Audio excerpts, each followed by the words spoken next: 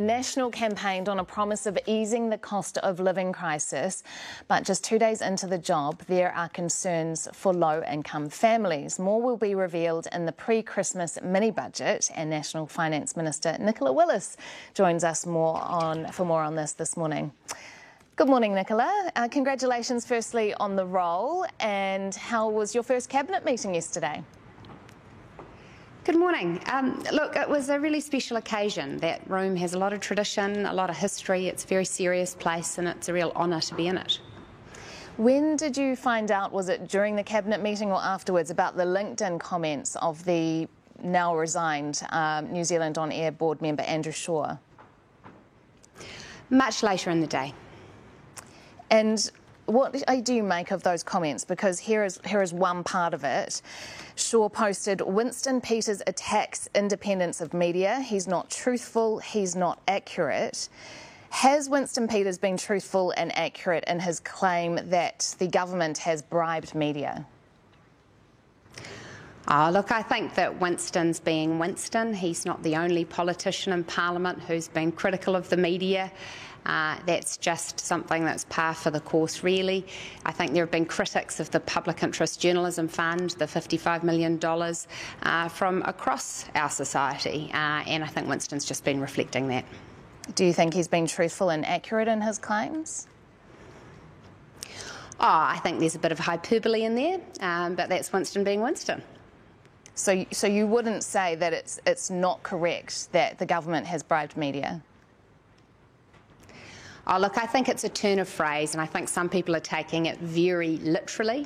I think what's at issue is a policy which Winston Peters disagrees with, which I think David Seymour has said that he disagrees with, that many people disagree with, that involved a $55 million fund for journalists, and which created a perception from some that was the government influencing journalists.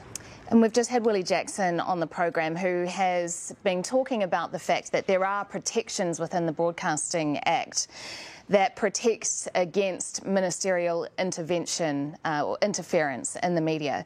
He actually said that he believes that is at risk now with your incoming government, and this does come after Winston Peters said to journalists, you know, TVNZ and RNZ, you'll get the message when talking about a te reo direction. What do you make of that? Is political interference more likely now, or is Willie Jackson right in saying that ministerial interference is at risk? No, of course that's not the case. In fact, Winston Peters' comments are really about the importance of there not being political interference. And, you know, this is Willie Jackson being Willie Jackson. He loves to make accusations, and in this case that has no founding. So what do you think Winston Peters meant when he said TVNZ and RNZ, you know, you'll get the message? Look, it's not my job to interpret Winston Peters' comments. I'm sure you could invite him on the show to give you more detail on that, and he'd be happy to do so, I'm sure. The consequence of some of your negotiations with Winston Peters and with David Seymour with New Zealand First and ACT is that some national policies have ended up on the scrap heap, including one which, according to a New Zealand Herald article by Thomas Coughlin, means that many low-income families who were receiving Working for Families tax credits won't get up to an extra $38 a week that they were in line for. Is that right?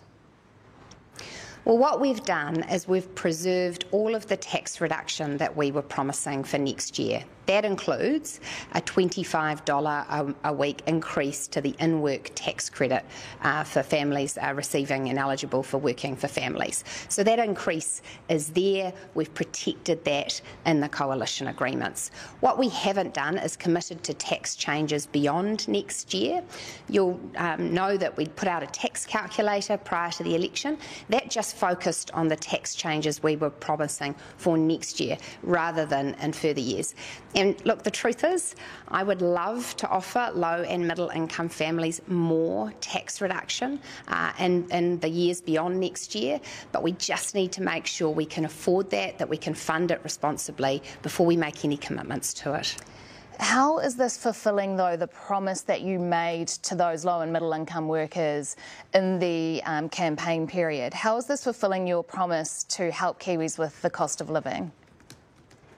Because we've been resolute in keeping our commitment to Kiwis to reduce their taxes next year by adjusting tax thresholds, increasing tax credits, so that a median income earner earning $60,000 a year will be up to $50 a fortnight better off. We're keeping that commitment. It's critical. It's going to help them with the cost of living, and that's what this government's all about. But it is true, isn't it, that beyond that, those families who were getting Working for Families tax credits were going to be in line for $38 extra a week more, and yet on the other side, you've actually agreed to a policy that is going to benefit landlords more in the meantime, with bringing in interest deductibility quicker. New Zealanders on low and middle incomes will be having more money in their bank accounts after our tax package as a consequence of this government being elected. It's also true that in the coalition agreements... Less than you were hoping to give, though, right? More, but we're giving the same amount next year. Yeah, okay. That's right. What we're doing is making sure we're funding it responsibly, but no less next year. So anyone who wants into our tax calculator, you'll get what that tax calculator told you you'd be getting. Now, you have had your first briefing from Treasury. This was a few days ago now, and you said there were some surprises. Are you able to give us some more specifics now on anything that really stood out that you weren't aware of? Well, look, before the election, I said that Grant Robertson and Labour had left the cupboard bare, that they'd spent New Zealanders' money with pretty wild abandon and left the books in a pretty bad shape. What I've now learned is it's not just that the cupboard's bare, it's that there are snakes and snails and all sorts of things in there, nasty financial surprises that we as an incoming government are going to have to deal with. It's things like projects completely blowing out in cost, not having been well managed, things that have been committed to with the government not putting enough money in there to actually meet the commitment into the future. And so I'm working through each of those one by one to make sure that we manage it a lot more responsibly. We're going to be a government that has fiscal discipline in place and treats New Zealanders' money with respect. What's one of the snakes, what's one of the projects that has blown out more than you had expected? Look, I understand why you want to know, and I'm very keen to tell you, and I will be making all of that more transparent over the coming days and weeks. Okay. I just need to step through each of those issues before I do that. How much is it going to change, is it going to cost to change government departments' names to English, or a focus on English first? I haven't had advice on that, but my very clear desire would be that the cost of that be minimised. So I want to spend as little money on it as possible. It wasn't priced up before it was agreed to? No, it wasn't, because that's something that's very difficult to price, and actually our instructions will be keep the costs on doing that as low as possible. What do you think is a reasonable amount to spend? It's not something I've put my mind to. I don't have a figure in mind, but I would expect that most agencies should be able to do that cost within their current budgets. It won't feature in the 100-day plan then? Look, we are actually discussing our 100-day plan at Cabinet today, so I won't get ahead of Cabinet decisions, but we're very much looking forward to 100 days of action to reduce the cost of living, to restore law and order, to improve public services. It's going to be go, go, go, go, go. There's lots ahead from this government. Yeah, you are very busy. Finance Minister Nicola Willis, we appreciate your time this morning.